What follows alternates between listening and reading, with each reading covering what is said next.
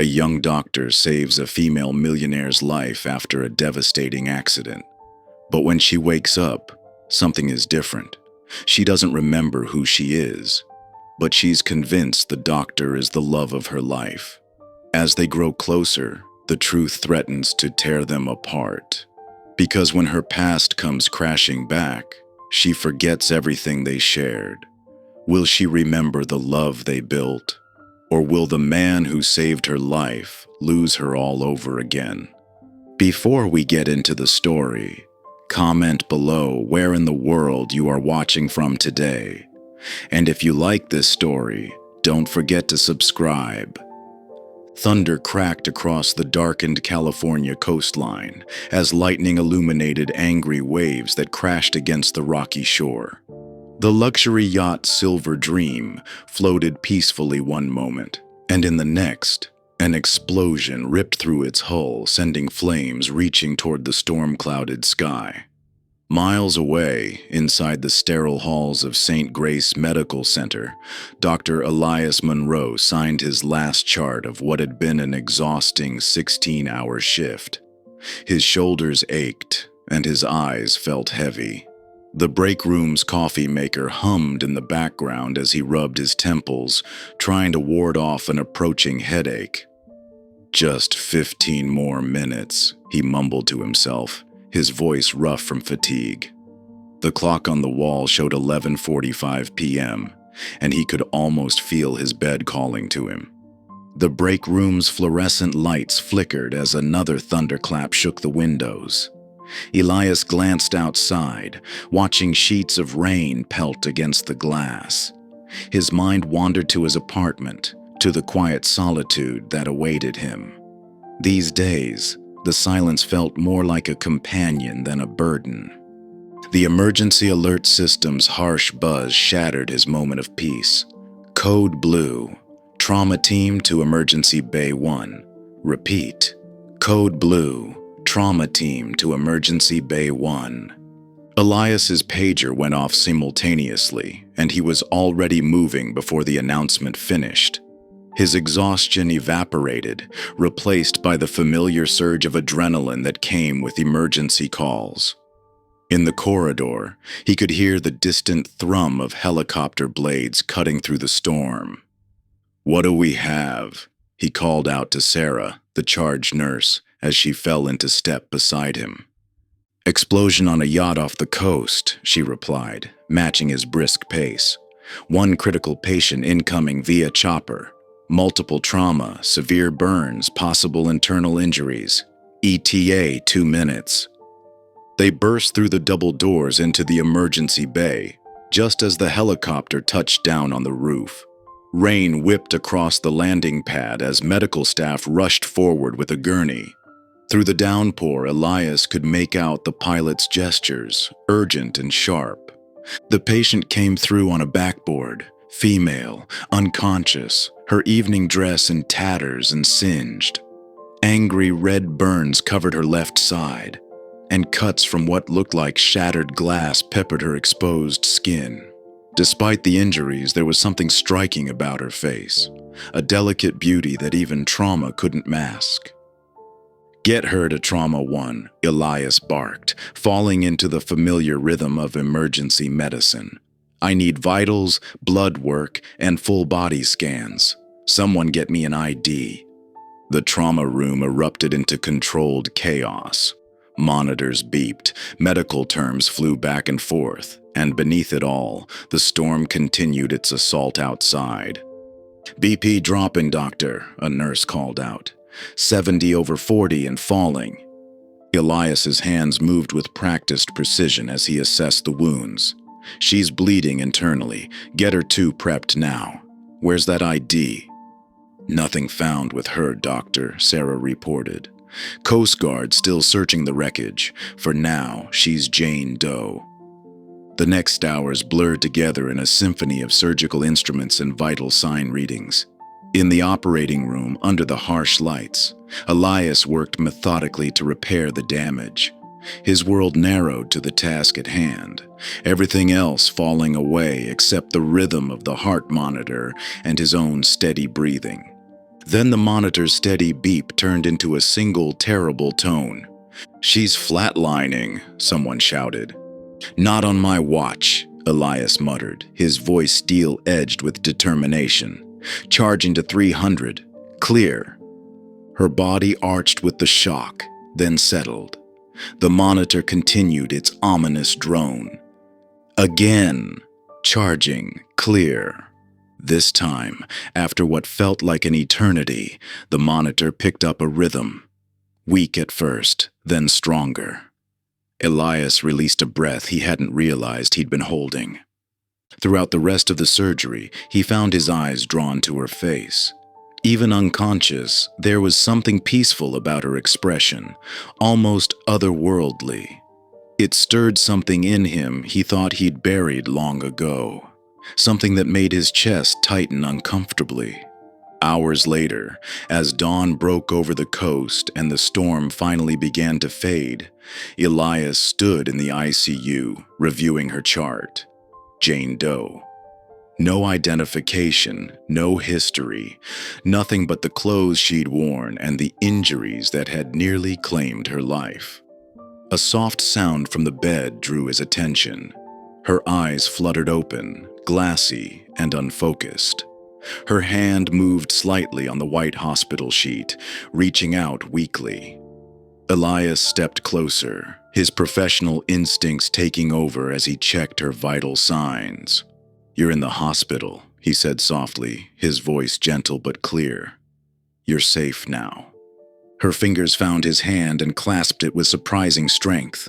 Her lips moved, and he had to lean closer to hear her whisper, "Michael." Her voice was hoarse, barely audible. "You came back." Elias felt something twist in his chest. "I'm Dr.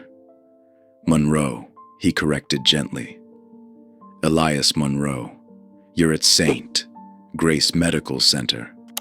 But she only smiled, a dreamy, peaceful expression crossing her face.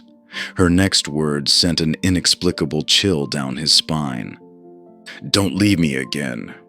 Elias stood frozen, her hand still clasping his, as the morning sun filtered through the ICU windows. The monitors beeped steadily in the background, but he barely heard them. For the first time in years, he felt something crack in the careful walls he'd built around himself, and he didn't know what to do about it. The morning sun cast long shadows through the ICU windows as Elias stood at the foot of Jane Doe's bed, his fingers drumming absently against her chart. The woman who'd called him Michael lay sleeping peacefully now, her chest rising and falling in a steady rhythm. The burns on her left side were beginning to heal, though the road to recovery would be long. Sarah, the night nurse, approached with fresh vitals. "She's been asking for tea," she said quietly. "Earl Grey, specifically, with honey and a splash of cream." Elias nodded distractedly, his mind still caught on the way the patient had looked at him, with such complete recognition, such trust. "Get psych down here when they can. We need to evaluate for memory trauma." "Already paged them," Sarah replied, adjusting the IV drip. "Though I have to say, Doc, she seems remarkably lucid otherwise. Just confused about certain things." As if on cue, the patient stirred. Her eyes opened, focusing immediately on Elias with that same warm familiarity that made his chest tighten uncomfortably. "Michael," she said softly, "could you bring my pillow from home? The purple one. This one's too flat." Elias exchanged a glance with Sarah. "I'm Dr. Monroe," he reminded her gently, "and I'm afraid we can't bring items from outside just yet." She frowned slightly, then smiled as if he'd made a joke. "You're being silly. Oh, and my music player? The one you gave me for Christmas? The songs help me sleep." There was something disarming about her requests, so specific, so innocent. Even Sarah's professional demeanor softened. "We'll see what we can do about getting you some music," the nurse offered. Throughout the morning, Elias found himself drawn back to her room between his rounds. She'd recount memories with startling clarity about their first date at a seaside cafe, about how he whistled old jazz tunes while shaving, about the way he always double-checked the front door before bed. "Remember how you used to get so frustrated when I'd leave my teacups everywhere?" she asked during one visit, her voice growing stronger. "But you'd still collect them all at the end of the day." Elias felt a chill run down his spine. He did the same thing with his coffee mugs, gathering them from various surfaces in his apartment each evening. But that was just coincidence, he told himself firmly. It had to be. "Your vitals are improving nicely," he said instead, redirecting the conversation to safer ground. But she reached for his hand, and despite his professional instincts, he found himself letting her take it. "Stay for lunch?" she asked. "The hospital food isn't great, but it's better when you're here." He knew he should refuse, keep his distance, maintain professional boundaries. Instead, he found himself pulling up a chair. During their shared meal, he noticed how she lit up when talking, how her hands moved expressively despite her injuries, how her laugh seemed to brighten the sterile hospital room. There was a quiet tension building, one he didn't want to acknowledge, one that made him think of things he'd locked away years ago. "Can you tell me your name?" he asked finally, watching her pick at the hospital's attempt at pasta. She paused, her forehead creasing in concentration. "Celeste," she said after a moment, then nodded as if confirming it to herself. "I think I'm Celeste." "Celeste," he repeated softly, making a note on her chart. It was the first concrete detail she'd offered about herself that wasn't somehow tied to Michael. As evening approached, Elias made one final round before his shift ended. He found Celeste propped up in bed, writing in a journal the nurses had given her. Her eyes were already heavy with sleep, but she smiled when she saw him. "Just trying to write down what I remember," she explained, her words slightly slurred with exhaustion, "before it slips away again." He checked her medications, adjusted her blanket, and watched as she drifted off to sleep, the journal still open in her lap. In the quiet of the room, her breathing deep and even, she suddenly murmured, "We were on a boat. You said it was our secret." Elias stepped back, unsettled by the words. His phone buzzed in his pocket, a text from his sister. "You're still avoiding the grief, huh?" He stared at the message, then at the sleeping woman who kept insisting he was someone else, someone loved. Without replying to his sister, he turned and walked away, leaving Celeste to her dreams of boats and secrets, and a man named Michael who may or may not have ever existed. The morning brought a gentle warmth through the hospital windows, and with it came Celeste's determined request. "I need to see the garden," she insisted, her eyes bright with purpose. "Please, Michael, Dr. Monroe," she corrected herself, though the slip seemed more conscious than before. Elias hesitated, checking her charts. Her vitals had stabilized and the burns were healing well, but walking would be a challenge. "We should wait until—" "Until what?" Celeste interrupted softly. "Until I'm stronger?" Sometimes being stronger means taking the first step, even when it's hard. She smiled at him, that disarming expression that seemed to cut through all his careful professional distance. The nurses helped her into a wheelchair, and Elias found himself pushing her through the hospital corridors. He could feel the curious glances from the staff, the way they noticed his gentle handling of her chair, how he slowed when she wanted to look out windows, how he seemed to anticipate her movements before she made them. The hospital garden was small but well-maintained, with benches scattered among flowering plants and a simple fountain at its center. Celeste insisted on standing, leaning heavily on Elias's arm as they made their way to a sunny spot near some yellow roses. Nurse Matthews says you visit me more than your other patients, Celeste said, her voice careful but warm. Elias stiffened, trying to put more space between them, but her grip on his arm tightened slightly. I know you're trying to keep your distance, to be professional, but isn't it strange how the heart remembers when the mind doesn't? The question hung in the air between them, heavy with meaning. Elias watched a butterfly land on a nearby flower, searching for the right words to maintain boundaries without hurting her. Before he could respond, she spoke again. Would you bring me a sketchbook? I used to draw. At least I think I did. Maybe it would help me remember. By afternoon, they sat in her room with a simple sketchbook and some pencils that Julia had brought from the hospital gift shop. Celeste began with hesitant strokes, drawing simple shapes that evolved into playful doodles. Elias found himself drawn into her creative process, suggesting silly things for her to sketch. A penguin wearing a top hat, a cat riding a bicycle. Now you try, she urged, pushing the sketchbook toward him. His attempt at a dancing elephant made her laugh, the sound echoing off the hospital walls like music. As they continued, Elias noticed she kept returning to certain subjects. His hands as they held the pencil, his eyes when he was concentrating.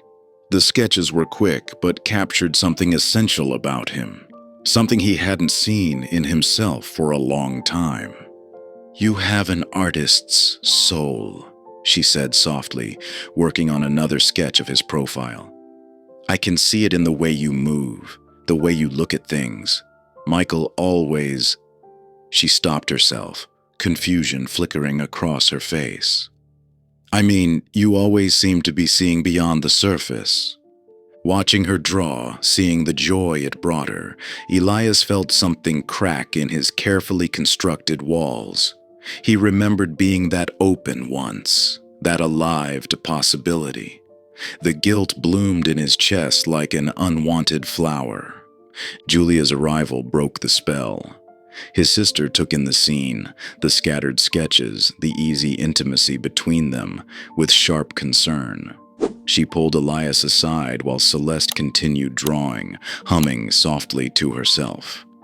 This isn't healthy, Julia whispered, her eyes full of worried love.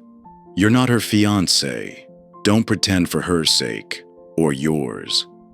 I'm not pretending anything, Elias protested, but the words felt hollow even to him. Aren't you? Julia's voice was gentle but firm. I see how you look at her, how you're letting yourself get pulled into her world. She needs help remembering who she really is, not who she thinks you are. The truth of his sister's words stung, but before Elias could respond, Celeste called him back to see her latest sketch, a detailed drawing of the hospital garden they'd visited that morning. As evening settled over the hospital, Elias found himself sharing dinner with Celeste again, their conversation flowing easily despite his earlier resolve to maintain distance. She picked at her hospital meal thoughtfully, then looked up at him with curious eyes. Do you believe in déjà vu? She asked suddenly. Elias set down his fork, studying her face. What do you mean?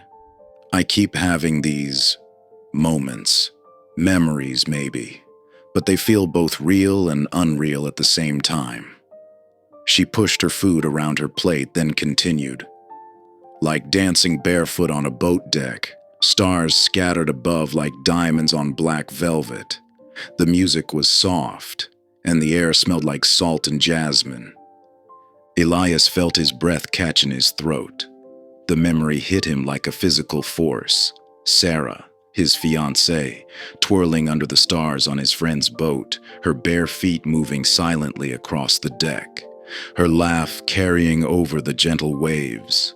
It had been their last summer together, before the illness took her. The similarity was uncanny, impossible. But he couldn't share it, couldn't add to Celeste's confusion or his own tangled emotions.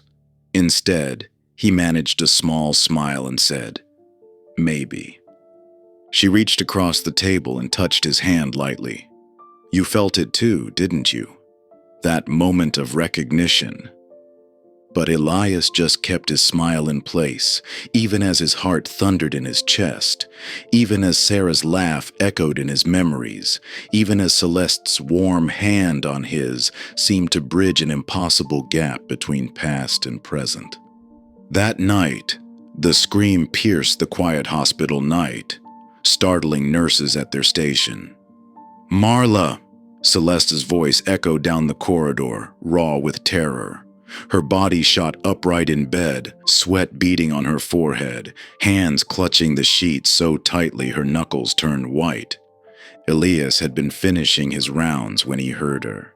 He rushed to her room, finding her trembling, her eyes wide and unfocused. Without hesitation, he moved to her bedside, his presence steady and calm despite the rapid beating of his own heart. "Celeste," he said softly, placing a gentle hand on her shoulder. "You're safe. You're at St. Grace Medical Center. It was just a nightmare." She turned to him, her breathing ragged. "Marla," she repeated, softer this time, confusion clouding her features. "I was so scared, but I don't know why. I don't even know who Marla is." Her voice cracked on the last word, and tears began rolling down her cheeks. Elias grabbed a tissue from the bedside table, carefully dabbing at her tears. "Sometimes our minds process trauma through dreams," he explained, keeping his voice low and soothing. "The names and faces might not make sense right now, but that's okay." Celeste's breathing slowly steadied, but her hand found his and gripped it tightly. "Please," she whispered, "don't leave. Just for a little while." The vulnerability in her voice made his chest ache. He knew he should maintain professional boundaries. He knew he should call the night nurse instead. But something in her pleading eyes broke through his defenses. Pulling up a chair, he settled beside her bed, their hands still connected. "I'll stay until you fall asleep," he promised. Celeste's tension visibly eased. She lay back against her pillows, her grip on his hand loosening, but not letting go. "Thank you, Michael," she murmured, her eyes already growing heavy. Elias didn't correct her this time. He watched as her breathing evened out, as her features softened into sleep. Even after she drifted off, he found himself unable to pull away immediately, studying the peaceful expression that had replaced her earlier terror. The next morning brought routine tests, including a scheduled brain scan. Celeste had seemed fine during breakfast, even joking with the nurses about the hospital's attempt at pancakes. But as soon as they wheeled her into the scanning room, something changed. The technician had barely started positioning her when Celeste's breathing became erratic. Her hands started shaking, and her eyes darted wildly around the room. "I can't," she gasped, trying to sit up. "I can't breathe. The water, it's too dark." The technician called for assistance, but Elias was already there, having come to check on her progress. He recognized the signs of a panic attack immediately. Moving quickly to her side, he positioned himself where she could see him clearly. "Celeste, focus on me," he instructed firmly but gently. "We're going to breathe together, okay? In through your nose, out through your mouth." He demonstrated, exaggerating his breathing so she could follow along. "That's it. Just like that. You're safe here." Gradually, her breathing synchronized with his. The wild look in her eyes faded, replaced by exhausted relief. "The water," she whispered. "Why am I so afraid of the water?"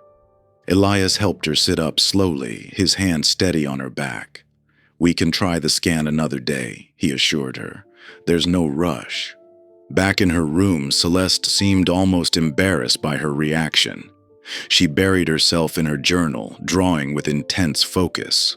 Elias noticed her hand moving in familiar patterns, the name Michael appearing over and over in flowing cursive, surrounded by carefully drawn stars. Something about the sight made his throat tight. During his lunch break, Elias found himself in his office, staring at his computer screen. He told himself he was just being thorough, checking all possibilities. But as his fingers typed "Recent Missing Persons California Coast" into the search bar, he knew it was more than that. The article appeared several pages in, a small piece about the disappearance of Celeste Beaumont, heiress to the Beaumont publishing empire, after a yacht incident off the California coast. The photograph made his heart stop. There she was, dressed elegantly for some charity event, but the face was unmistakable. It was his patient. It was his Celeste. He read the article 3 times, each word feeling like a weight settling in his stomach. The piece mentioned an ongoing investigation, suspicious circumstances, and a corporate statement from Beaumont Publishing expressing their deep concern for their missing board member. The evening settled over the hospital like a heavy blanket. Elias sat in a chair outside Celeste's room, his phone displaying the article he couldn't stop reading. Through the small window in her door, he could see her sleeping form, the sketchbook lying open beside her on the bed. In the dim light, she looked so peaceful, so far removed from the polished heiress in the article's photograph. His phone buzzed, Julia's name appearing on the screen. He stared at it, letting it ring. The sound seemed to echo his own turbulent thoughts. Everything was complicated now. Every moment he'd spent with her, every smile they'd shared, every time she'd called him Michael, it all took on a different meaning. Looking through the window again, he watched the gentle rise and fall of her chest. "You're not mine to lose again," he whispered to himself, the words barely audible in the quiet corridor. The morning sun filtered through the hospital windows as Elias trudged toward his office, coffee in hand. His night had been restless, filled with thoughts of the article he'd discovered about Celeste. His phone buzzed, displaying the hospital administrator's number. "Dr. Monroe," the administrator's voice was clipped and professional. "We need to discuss your patient in room 412. Elias's grip tightened on his coffee cup. "What about her?" "We've received confirmation of her identity through facial recognition and fingerprint analysis. She's Celeste Beaumont, age 29, the heiress who went missing after the yacht incident." There was a pause. "Security has been notified, and her family's legal team is already on their way." The coffee suddenly tasted bitter in Elias's mouth. "I see," he managed. "Given the high-profile nature of this case, we need to handle this delicately. The media will be all over this once word gets out." After ending the call, Elias stood in the hallway, trying to collect his thoughts. The morning bustle of the hospital continued around him. Nurses checking charts, orderlies wheeling equipment, the soft beeping of monitors. But it all felt distant, like background noise in a dream. He made his way to Celeste's room, his footsteps heavy. Through the door's window, he could see her sitting up in bed, showing something to Sarah, one of the morning nurses. Her face was animated, her smile bright. It made his chest ache. When he entered, Celeste's face lit up even more. "Michael, look what I drew last night." She held up her sketchbook and Elias's breath caught. It was a detailed pencil drawing of him smiling. Not the tired, guarded smile he usually wore, but something warmer, more genuine. She'd captured something in his expression he hadn't even realized he'd shown. "That's really good," he said, trying to keep his voice steady. Sarah excused herself, leaving them alone. "I had another memory last night," Celeste said, setting the sketchbook aside. Her eyes took on that dreamy quality they often did when she talked about her fragments of memory. "A ring. You gave me a ring." Elias's guilt twisted like a knife in his stomach. He moved to check her vitals, needing something to do with his hands. "Celeste, we should talk about..." It was silver, with tiny stars engraved on the band, she continued, lost in the memory. You said they were like the ones we saw that night on the boat. She reached for his hand. Why haven't you mentioned it? He gently pulled his hand away, pretending to write something on her chart. How about we focus on your recovery? The physical therapist mentioned. Can we go to the hospital library? She interrupted. I've been cooped up in this room for so long, and Sarah said it's okay for me to move around more now. The request surprised him. He should say no. He should tell her the truth. Instead, he heard himself say, All right, but just for a little while. They walked slowly down the corridor, Celeste holding on to the IV pole for support. She was wearing the soft blue robe one of the nurses had brought her, her dark hair pulled back in a loose braid. Despite everything, she moved with a natural grace that hinted at her true background. The library was small but comfortable, with worn armchairs and shelves of medical texts mixed with donated paperbacks. Celeste ran her fingers along the book spines, humming softly to herself. On their way back, they passed the waiting area where several patients were watching TV. Celeste suddenly stopped, her attention caught by something on the screen. Elias followed her gaze to a news alert scrolling across the bottom. Breaking: Celeste Beaumont, found alive after presumed death. Her hands began to tremble. She turned to Elias, her face draining of color. What? She stepped closer to the screen, where her own face, from what must have been a society event, now filled the frame. The reporter was saying something about a miraculous survival and the Beaumont family's joy at her recovery. Michael. Her voice was barely a whisper. She reached for him, but before he could respond, hospital security appeared at both ends of the hallway. Ms. Beaumont? One of them stepped forward. We need to move you to our VIP wing immediately. Celeste backed away from them, bumping into Elias. No, I don't. I don't understand. She looked up at him, her eyes wide with confusion and growing fear. Michael, what's happening? A nurse appeared with a wheelchair. Despite Celeste's protests, they helped her into it. She kept looking at Elias, silently pleading for an explanation, but he could only stand there, paralyzed by his own guilt and grief. As they wheeled her away toward the private wing, she maintained eye contact with him until she couldn't anymore. The hollow confusion in her expression would haunt him for hours. Later that evening, after dealing with a flood of paperwork and questions from hospital administration, Elias tried to visit her. He told himself it was to check on her medical status, but he knew he really wanted to explain, to apologize, to say something, anything, to ease the betrayal he'd seen in her eyes. But when he reached the VIP wing, a stern-faced nurse stopped him. I'm sorry, Doctor Monroe, but Ms. Beaumont has requested no contact. She hesitated, then added more gently, with anyone. Elias stood there for a long moment, staring at the closed door that separated him from Celeste. Behind it, he knew, was a woman whose trust he'd failed to protect, both by letting her believe a comforting lie and by not being brave enough to tell her the truth. 3 days had passed since Celeste Beaumont returned to her sprawling coastal estate. The morning light streamed through floor-to-ceiling windows, casting long shadows across marble floors that felt too polished, too perfect. She stood in front of her bedroom mirror, studying the stranger who stared back at her. The woman in the reflection wore a tailored cream blazer and pencil skirt, clothes her stylist had selected for the morning's press conference.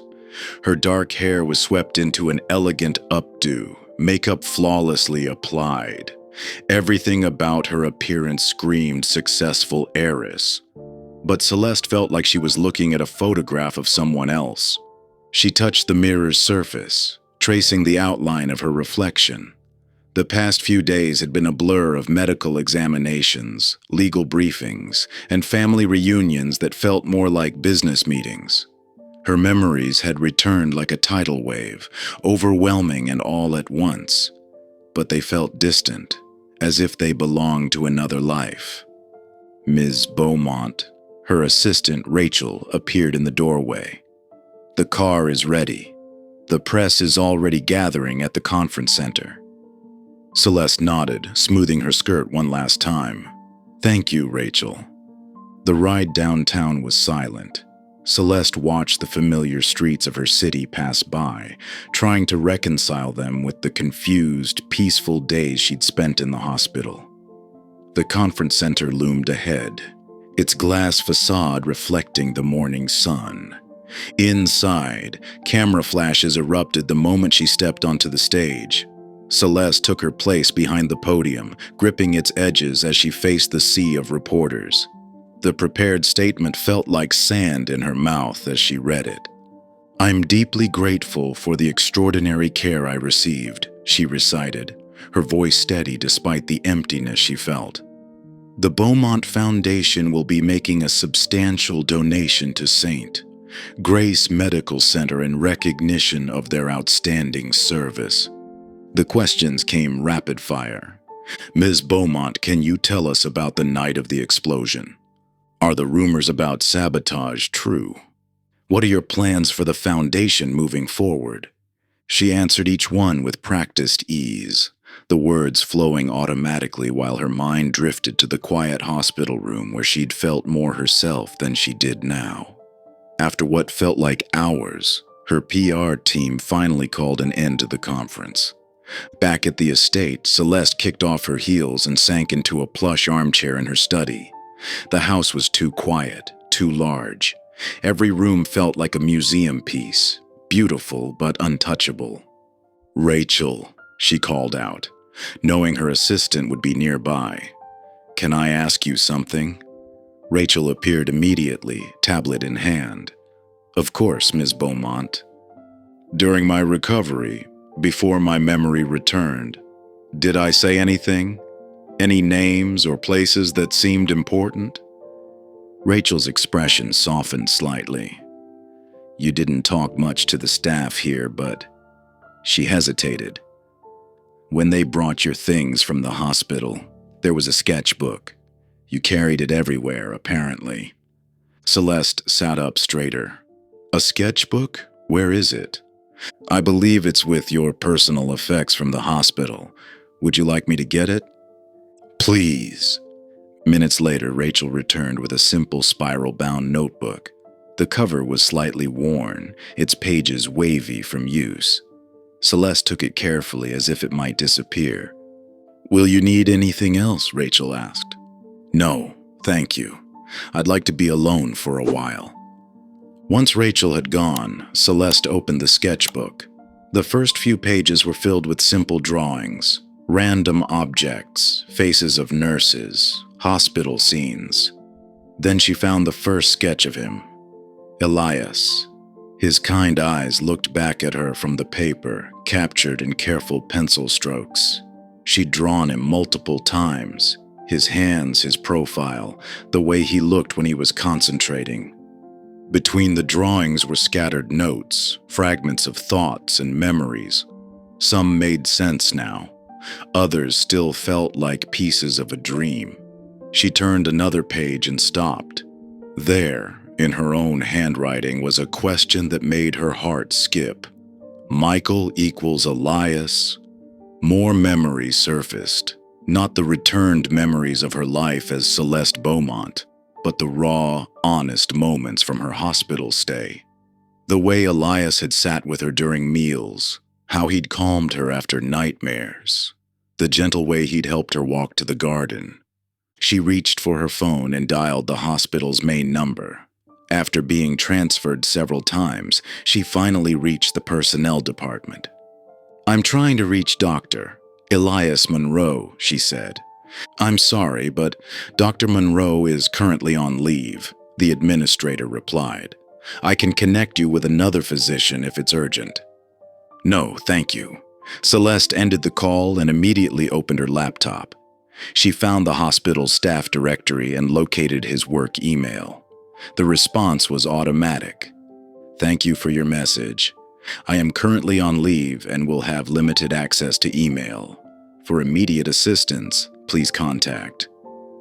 Frustrated, Celeste returned to the sketchbook, flipping through pages more carefully now. Her drawings captured details she hadn't consciously noticed. The slight crease between his eyebrows when he was worried. The way his smile started in his eyes before reaching his mouth. A line of text caught her attention. "He whistles when he's nervous." The memory hit her clearly. Elias whistling softly while checking her vitals, the sound trailing off whenever she asked him difficult questions. The massive estate suddenly felt emptier than ever. When she'd been in the hospital, lost in the fog of amnesia, she'd felt something real, connected, present. Now, surrounded by all the trappings of her wealthy life, she felt more alone than she had in that small hospital room. She closed the journal and held it against her chest. "Find him," she whispered into the silence of her study. The words felt like both a promise and a prayer. The Mexican sun beat down mercilessly on the small medical clinic in Baja California. Dust coated everything: the windows, the worn wooden benches in the waiting room, even the potted plants that someone had optimistically placed by the entrance. Elias wiped sweat from his forehead as he finished stitching up a young boy's knee. "There you go, amigo," he said in careful Spanish, pressing a colorful bandage over the wound. "No more climbing broken fences, okay?" The boy nodded solemnly before breaking into a wide grin and scampering off. Elias watched him go, a small smile playing at the corners of his mouth. Here, thousands of miles from St. Grace, he was just another doctor. No complicated histories, no ghosts of the past haunting the hallways. The clinic was different from the sterile, efficient hospital he'd left behind. Paint peeled from the walls and the equipment was outdated but functional. The local staff treated him with a mix of respect and curiosity. The American doctor who'd appeared one day, asking only for a place to work and a small room to sleep in. When the last patient left for the day, Elias retreated to his sparse quarters attached to the clinic. The room was simple: a narrow bed, a desk, and a chair. His few possessions were neatly arranged, everything in its place. He pulled out his earbuds and clicked play on his phone. The gentle notes of Chopin's Nocturne filled his ears. He closed his eyes, and unbidden, memories of Celeste flooded his mind. The way she'd light up when he entered her hospital room. How she'd insisted on having music playing during their sketching sessions. He remembered her telling him about Dancing Under the Stars, and how that story had pierced his heart with its familiar echo. A sharp knock at his door startled him from his reverie. Julia stood in the doorway, arms crossed, looking thoroughly unimpressed with his self-imposed exile. "Really, Eli? Baja California?" She stepped into the room, wrinkling her nose at the Spartan conditions. "When you said you needed time off, I didn't think you'd flee the country." Elias pulled out his earbuds. "I'm not fleeing. I'm helping people who need medical care." "Right." Julia sat on the edge of his bed. "You're not hiding from a certain patient who turned out to be an heiress, or from the fact that she made you feel something for the first time since Sarah died." "Jules," Elias warned, but his sister wasn't finished. "You ran away from a memory," she said, her voice softening. "Or maybe you ran away from a second chance." Elias shrugged, turning to organize his already perfectly arranged desk. "She thought I was someone else. Michael." Her memory was confused. "And now?" "Her memory's back. She knows who you are." "Exactly. She knows who I am, not who she thought I was." He tried to keep his voice neutral, professional. "It's better this way." Julia threw up her hands in frustration but didn't press further. The next day brought a steady stream of patients to the clinic. In the afternoon, an elderly woman came in complaining of arthritis. After Elias examined her and prescribed medication, she insisted on giving him something in return. From her worn canvas bag, she pulled out a piece of paper and a stubby pencil. "Por favor," she said, gesturing for him to sit. "Un momento." Elias watched as her weathered hands moved across the paper with surprising grace. After a few minutes, she presented him with a simple sketch. His face, smiling, captured in quick, confident strokes. "Gracias, doctor," she said, pressing the drawing into his hands before leaving. Elias stared at the sketch long after she'd gone. The style was different, but it brought back vivid memories of Celeste's drawings. How she'd captured his expressions, his gestures, things he hadn't even known were noticeable about himself. He remembered finding her sketchbook open to a page full of studies of his hands, detailed drawings of the way he held a pen or adjusted medical equipment. That evening, as he and Julia shared a simple dinner of tamales from the vendor down the street, Elias finally voiced the question that had been haunting him. "If someone only loved you because they thought you were someone else," he asked quietly, "does it count?" Julia set down her food and looked at her brother carefully. "Is that what you think happened with Celeste?" "She thought I was Michael. Everything she felt, everything she said, it was meant for him." "Eli," Julia said, leaning forward, "she didn't love a name. She loved who showed up when she needed him. She loved the person who sat with her through meals, who calmed her after nightmares, who made her feel safe when everything else was chaos." Elias absorbed this in silence, picking at his food. "That was you," Julia continued. "Not Michael, not some imaginary figure. You." The sun was setting as Elias began his end-of-day routine at the clinic. He checked inventory, straightened supplies, and made notes for the morning staff. The familiar tasks helped quiet his mind, push away the thoughts Julia's words had stirred up. Through the dusty windows, he could see the sky turning deep purple, stars beginning to appear in the clear desert air. He was just about to lock up when he heard a car approaching, unusual for this time of evening. The vehicle pulled up in front of the clinic, its headlights illuminating the fading paint of the building's facade. Elias stepped onto the small porch, squinting against the glare. The car door opened, and a figure stepped out. His heart stopped. Celeste stood there, looking nothing like the polished heiress from recent news photos. She wore simple jeans and a light blouse, her hair loose around her shoulders. In her hands, she clutched a familiar journal. For a long moment, neither of them moved. The only sound was the soft whisper of the desert wind and the cooling tick of the car's engine. Elias took a cautious step forward, his mind racing. Had she come to say goodbye properly, to give him closure? Then she spoke, her voice soft but clear in the evening quiet.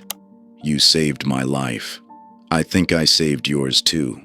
We just forgot to say it out loud." The clinic's fluorescent lights hummed softly as Elias led Celeste through the quiet hallway. His footsteps echoed against the worn linoleum floor, each step measured and careful, as if he was afraid to break the delicate moment. The break room was small and modest, nothing like the pristine facilities at St. Grace. Medical posters with fading Spanish text lined the walls, sharing space with dog-eared postcards from places he'd never visited. "Tea?" Elias asked, his voice slightly hoarse. He moved toward the simple kitchenette, grateful for something to do with his hands. "It's nothing fancy, just some herbal blend the nurses keep around." "Yes, please," Celeste replied. Her voice was steady, but Elias noticed her hands trembling slightly as she pulled out one of the mismatched chairs at the break room table.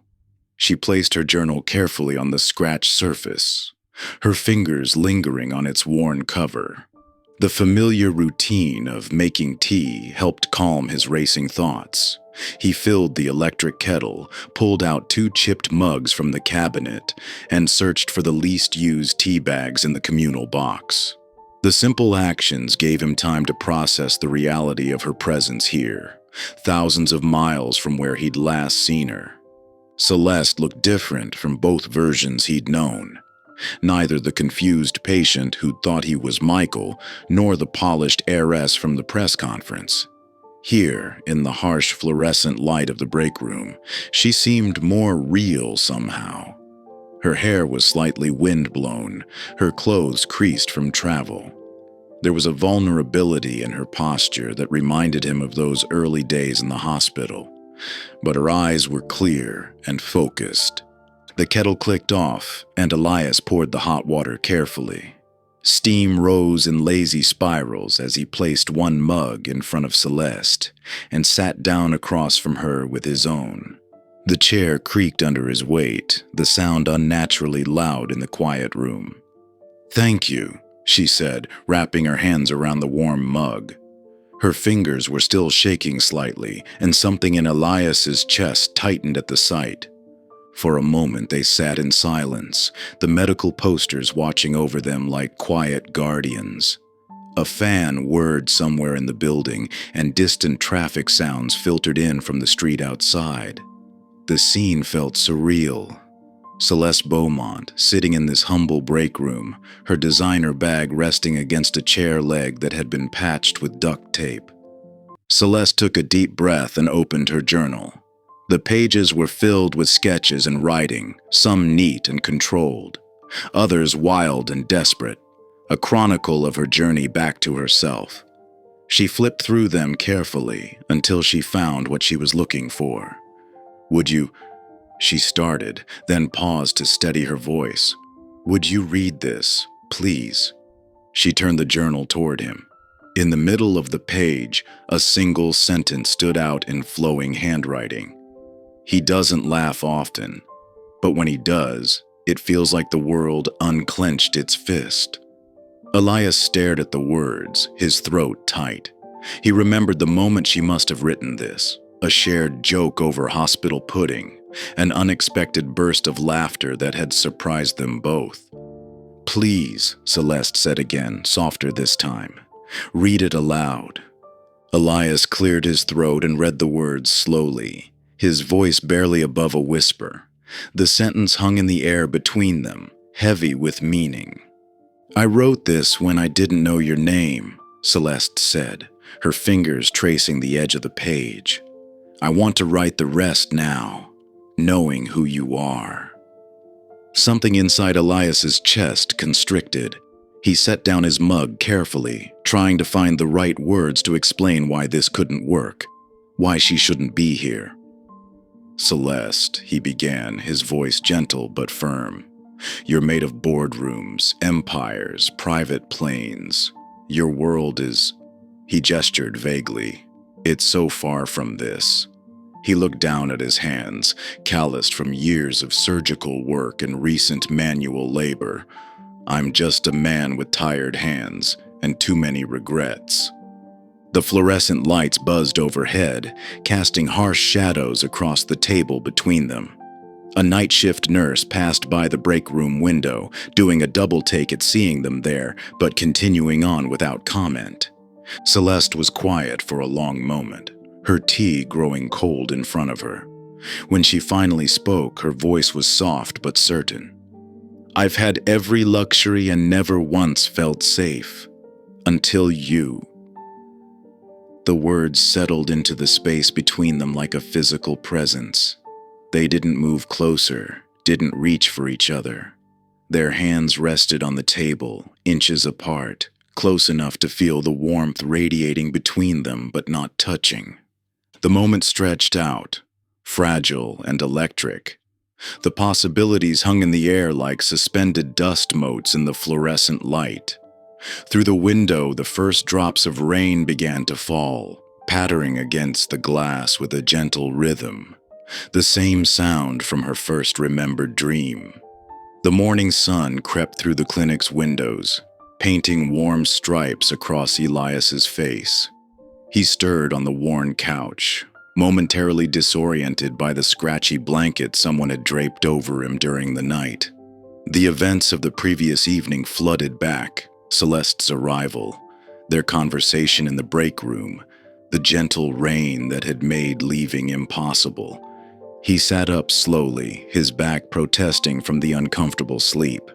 The common room was quiet, except for muffled voices and the clinking of supplies coming from the adjacent storage area. Rising to investigate, he paused in the doorway, taking in an unexpected scene. Celeste stood beside Maria, the morning shift nurse, methodically sorting medical supplies into neat rows. Her hair was pulled back in a simple ponytail, and she wore borrowed scrubs that were slightly too big for her frame.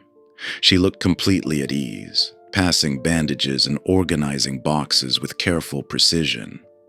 "Buenos dias, doctor. Monroe," Maria called out cheerfully. "Your friend has been helping me since sunrise. She has good hands for organizing." Celeste turned at Maria's words, offering Elias a small smile. There was something different about her in the morning light, a quiet certainty in her movements that hadn't been there the night before. She wasn't trying to be anyone else, just herself, sorting medical supplies in a tiny clinic thousands of miles from her mansion. "I hope you don't mind," Celeste said, placing another box on the shelf. "I couldn't sleep, and Maria was kind enough to let me help." "Mind?" Elias shook his head, still taking in the scene. "No, I don't mind at all." After finishing the inventory, they made their way to the clinic's small patio for breakfast. The morning air was cool and fresh, carrying the scent of rain-washed earth and distant ocean. They sat at a weathered metal table, sharing coffee from the clinic's ancient percolator and fresh pan dolce that Maria had brought from her favorite panaderia. Celeste broke off a piece of sweet bread, considering it thoughtfully before speaking. "I've made some decisions," she said, her voice steady, "about my life, my company." Elias waited, watching as she gathered her thoughts. "I'm stepping back," she continued. "I've already started the process. My father's old friend, Thomas. He's been my mentor since I was young. I'm giving him power of attorney." She took a sip of coffee, her eyes distant. "The person I was before the accident. She was living someone else's life, playing a role she thought she had to play." Elias stirred his coffee slowly, uncertain how to respond. The weight of her words hung in the morning air between them. "The board won't be happy," she added with a slight smile. "But they'll survive.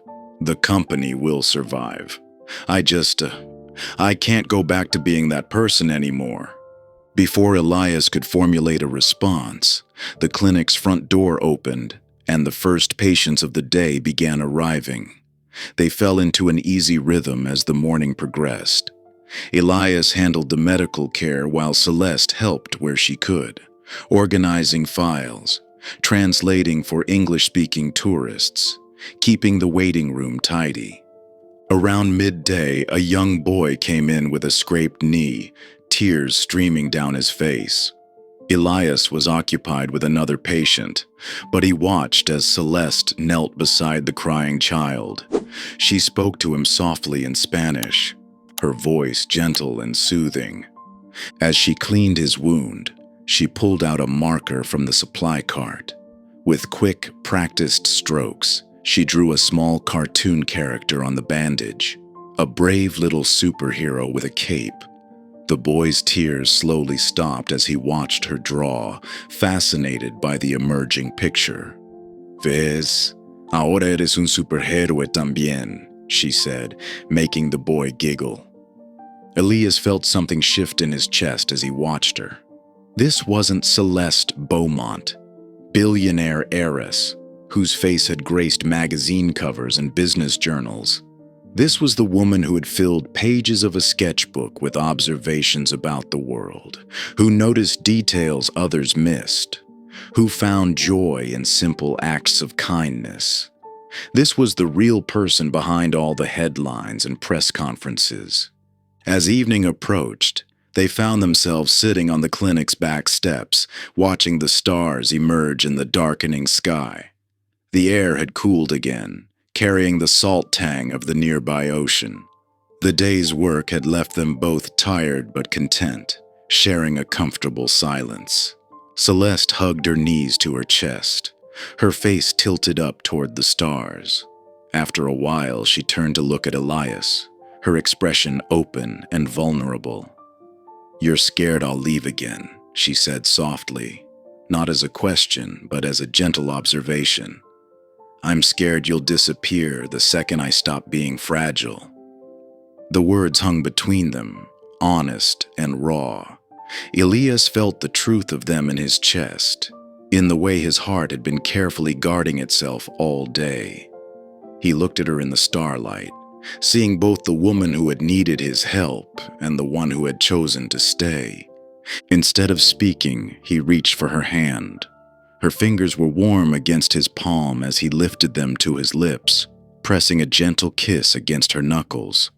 It wasn't a promise of forever. They both had too many scars for that, but it was an acknowledgement of the present moment, of being here together under the vast Mexican sky. The morning sun cast long shadows across the clinic's gravel parking lot as Celeste loaded her small overnight bag into her rental car. She had stayed for 3 days, helping at the clinic and spending quiet evenings with Elias. But now, duty called her back to California. Her lawyers needed signatures, and there were matters she needed to handle personally. Elias stood in the doorway of the clinic, his hands tucked into the pockets of his white coat. He watched as she closed the trunk, trying to ignore the familiar ache of goodbye settling in his chest. They hadn't made any promises or plans. Everything between them still felt delicate, like a soap bubble that might burst if examined too closely. "I'll come back," Celeste said, her voice carrying across the quiet morning air. She adjusted her sunglasses, but not before Elias caught the moisture in her eyes. "I promise." He nodded, not trusting himself to speak. He'd heard promises before, had made them himself. Life had taught him how easily they could shatter. The car's engine hummed to life. Through the windshield, Celeste gave him one last smile, warm, a little sad but determined. Then she was moving, the car kicking up dust as it wound down the clinic's access road. Elias stood watching until the vehicle disappeared around the bend, leaving only settling dust and silence. Inside the clinic, Maria clucked her tongue sympathetically. "She will return, doctor. That one has honest eyes." Elias managed a small smile but said nothing. He turned his attention to preparing for the day's patients, trying not to count the hours since Celeste's departure. Meanwhile, in San Diego, Celeste threw herself into action with quiet intensity. Her temporary office buzzed with activity as she orchestrated a complex dance of legal documents, property transfers, and construction permits. Her assistant, Thomas, watched with a mixture of concern and admiration as she systematically dismantled portions of her luxury empire. "The yacht collection?" he asked one afternoon, reviewing her latest instructions. "Sell them all," Celeste replied without looking up from her blueprints. "Except the smallest one. Donate that to the Marine Research Center." The summer house in Martha's Vineyard. Convert it to a rehabilitation center for recovering addicts. She traced her finger along the outline of a building plan. "And make sure these corridors are wide enough for 2 wheelchairs to pass comfortably." The plans for the new clinic took shape under her careful attention. She chose a location near St. Grace Medical Center, where she had first awakened to Elias's care. The design was practical but welcoming. Large windows to let in natural light, comfortable waiting areas, and a special wing dedicated to trauma recovery. When it came to naming that wing, she simply wrote Monroe on the form, her handwriting steady despite the emotion behind the gesture. No fanfare, no press releases, just like the man himself. As construction progressed, Celeste visited the site daily, often in worn jeans and work boots, blending in with the contractors. She scrutinized every detail, from the placement of electrical outlets to the color of the walls. In the gallery hall, she personally supervised the hanging of framed sketches, careful reproductions from her recovery journal. Each drawing told a piece of their story. Elias's hands, steady and gentle as they checked her vitals. His tired smile as he sat beside her bed, reading medical charts. The way he looked when he thought no one was watching, lost in thought by the window. She had captured these moments in pencil strokes during her recovery, when she thought he was someone else but loved him just the same. The final touch was the plaque, simple bronze letters against dark wood. She ran her fingers over the engraved words. To the man I loved twice. Once by accident, once by choice. The words felt right, true in a way that transcended both her confused memories and her clear ones. When opening day arrived, Celeste made sure to stay in the background. She watched from a distance as staff oriented themselves, as the first patients were welcomed, as the community began to discover this new resource. Late in the afternoon, she had Thomas deliver the invitation. A simple white envelope with an address and time, no sender named. Elias arrived looking slightly puzzled, his collar crooked as if he'd dressed in a hurry. He paused in the lobby, taking in the peaceful atmosphere, the clean lines, the careful attention to detail. A nurse directed him toward the trauma recovery wing, and he followed the signs, his footsteps echoing softly on the new floors. When he reached the wing bearing his name, he stopped short. His eyes moved from the elegant lettering to the gallery of sketches, recognition dawning on his face. He moved slowly down the hall, studying each drawing, each captured moment. His fingers reached out to touch the glass of one frame, a sketch of himself laughing, a rare moment of pure joy she had managed to capture. He was so absorbed in the images that he didn't hear Celeste approach. She stood quietly behind him as he reached the plaque at the end of the hall. She watched as he read the words once, twice, his shoulders tense with emotion. I came back to return the journal, Celeste said softly, making him turn. She held out the worn sketchbook. But I think I left something more. Elias looked at her, then back at the gallery of drawings, then at her again, slowly, beautifully, his face transformed with a full, genuine smile, the kind that reached his eyes and softened every line of worry, every shadow of doubt. It was the smile she had tried so many times to capture in her sketches, but never quite could. The real thing was far more beautiful. The coastal morning light filtered through gauzy curtains, casting soft shadows across the modest living room of their rented beach house. 3 weeks had passed since Elias had handed over his duties at the Baja Clinic to a capable replacement. The transition felt both natural and strange, like stepping from one life into another, gentler one. Celeste sat cross-legged on their worn leather armchair, her favorite sketching spot. The chair faced east, catching the sunrise over the water. Her pencil moved with practiced strokes across the fresh page of her new journal. She had filled 3 since returning to San Diego, each one cataloging their daily life together with the same careful attention she once gave to corporate reports. From the kitchen came the familiar sound of Elias making breakfast. He moved more slowly these days, no longer driven by the frenetic energy of trauma surgery schedules. The smell of coffee and toast drifted through their small home, mixing with the salt air that came through the cracked windows. Their house wasn't much, Just a simple two-bedroom rental with weathered blue shutters and creaky wooden floors. But it had large windows that let in plenty of light, and a small deck where they could watch the waves.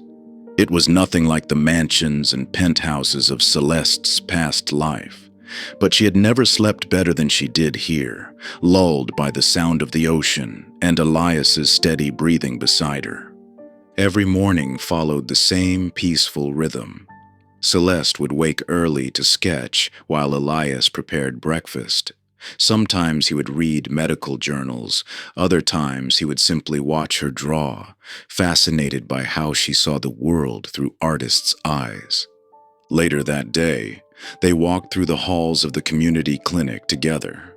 The place had come alive in the weeks since its opening, filled with the energy of healing and hope.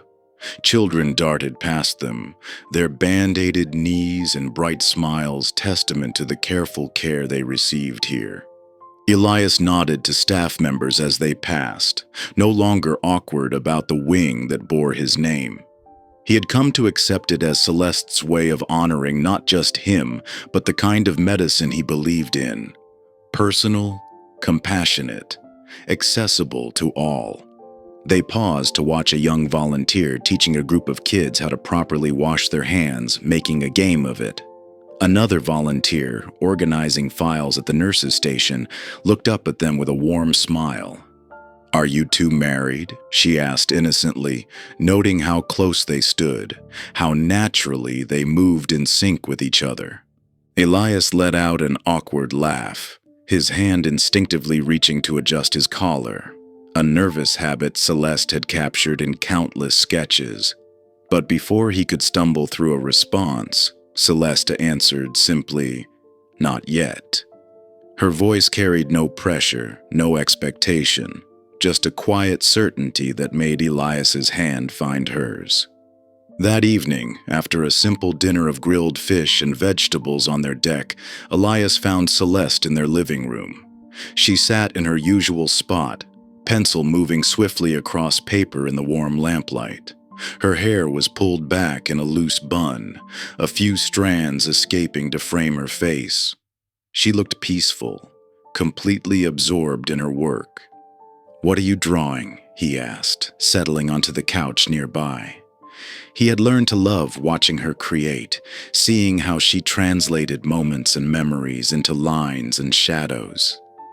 Celeste smiled without looking up, adding a few final touches before turning the sketchbook toward him. The drawing showed two figures, clearly them, standing close together under a rain cloud. They shared a single umbrella, and despite the storm above them, their expressions were serene, almost happy. The detail was remarkable. She had captured the way Elias's eyes crinkled at the corners when he smiled, the slight tilt of her own head when she looked at him. "It's us," she explained, though she didn't need to. "In the rain, protected." Elias studied the drawing, understanding its deeper meaning. They had both weathered storms, his loss, her accident, the confusion and pain that followed, but they had found shelter in each other, not from the rain, but in how they faced it together. Later, while Elias was in the kitchen preparing their nightly tea, a ritual they had maintained since their days in the hospital, Celeste turned to the final page of her journal. The paper was crisp and clean, waiting for words. She began to write, her handwriting flowing smooth and sure. "This time, I remember everything, the pain, the joy, the silence, the hand that held mine. I don't want a perfect love. I want a true one, and I have it." She closed the book just as Elias walked in carrying 2 steaming mugs. His movements were careful, deliberate, the same way he had carried tea to her hospital room all those months ago. The same way he did everything that mattered. Looking up at him, illuminated by the soft evening light, Celeste felt a surge of gratitude for this version of their story, the one they had written together, fully aware, fully chosen. Let's not forget this version of us, she said softly, accepting the warm mug from his hands. Elias settled beside her, his eyes gentle and sure as he replied, "Let's keep writing it." If you enjoyed the story of Elias and Celeste, I handpicked this next story that you will enjoy. Please don't. If you enjoyed the story of Elias and Celeste, I handpicked this next story that you will enjoy. Please don't miss this one. Click here to watch it.